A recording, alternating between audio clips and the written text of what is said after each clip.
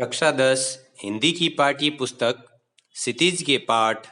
मंगलेश डबराल का जन्म 1948 ईस्वी में गढ़वाल उत्तराखंड में हुआ। इनकी मृत्यु 2020 में हुई। जनसत्ता अखबार के संपादक तथा नेशनल बुक ट्रस्ट से जुड़े रहे। इनके काव्य संग्रह में पहाड़ पर लालटेन, घर का रास्ता, हम जो देखते हैं, आवाज भी एक जगह है आदि प्रमुख रही। हमारे पाठ्यक्रम की कविता संगतकार के माध्यम से कवि ने मुख्य गायक का साथ निभाने वाले व्यक्ति के अर्थ और महत्व को उजागर किया है। पुराने जमाने में विशेषकर शास्त्रीय तथा लोक गायकी में मुख्य गायक के साथ सहयोगी अथवा संगतकार की भूमिका अत्यधिक महत्वपूर्ण होती थी। यद्यपि प्रसिद्धि तो गायक को प्राप्त होती है, परंतु प्रयास संगतकार का भी कुछ कम नहीं होता है। इस बात को उन्होंने अपनी इस कविता के माध्यम से सिद्ध किया है।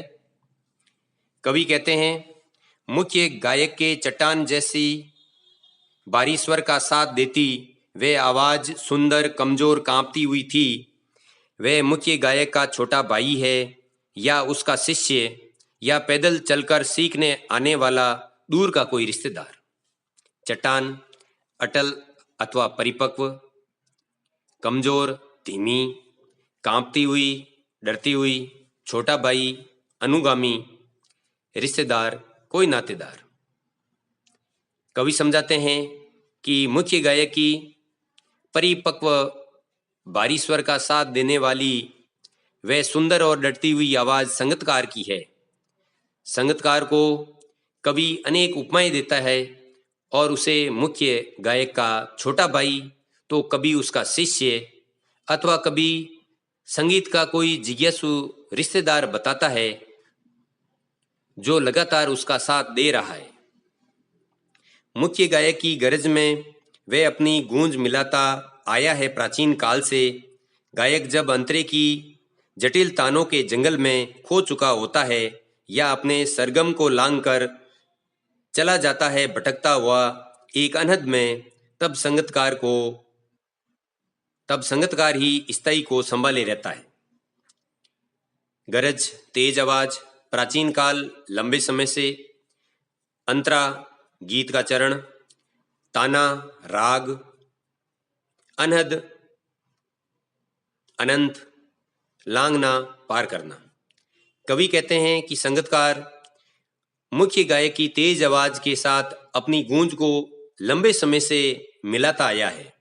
मुख्य गायक जब गीत के चरणों की राग रूपी जंगल में खोकर सरगम की सीमाओं को पार करने का प्रयास करता है अथवा संगीत की दुनिया में भटकता हुआ अनंत तक पहुंचने का प्रयास करता है, तब संगतकार ही उसे स्थायी रूप से मुख्य धुन के साथ बांधे रखने का प्रयास करता है ताकि वह सही दिशा से न भटक पाए। जैसे समेटता हो मुख्य गायक का पीछे छूटा सामान, जैसे उसे याद दिलाता हो उसका बचपन जब वह नौसिखिया था। तार सप्तक में जब बैठने लगता है उसका गला, प्रेरणा साथ छोड़ती हुई उत्साह अस्त होता हुआ, आवाज से राग जैसा कुछ गिरता हुआ, तभी मुख्य गायक को ढांढस बंधा था। नौसिखिया, नया सीखने वाला, तार सप्तक, सात सुर, अस्त, डूबता हुआ, राख, घुटन जैसा वातावरण, ढांढस, हिम्मत। आगे कवि कहते हैं कि संगतकार मुख्य गायक के सुर तथा ताल को आपस में मिलाकर रखता है, मानो उसके बिखरे सामान को वह समेट रहा हो। संगतकार मुख्य गायक को उसके आधार से जोड़कर रखता है तथा उसे बताता है कि उसका इतिहास और उसकी शुरुआत भी एक नौसिखिए गायक के रूप में ही हुई थी। जब मुख्य गायक सात सुरों में कभी गला बैठने लगता है तथा प्रेरणा और उत्साह समाप्त होने लगता है तथा उसकी आवाज में एक घुटन सी प्रतीत होने लगती है, तो संगतकार उसका प्रेरणा स्रोत बनकर उसकी हिम्मत को जुटाता है और उसकी गायकी में वापसी करवाता है। कहीं से चला आता है संगतकार का स्वर, कभी कभी वह यों ही देता है उसका साथ, यह बताने के लिए कि वह अकेला नहीं है और यह भी कि फिर से गाया जा सकता है गा चुका राग।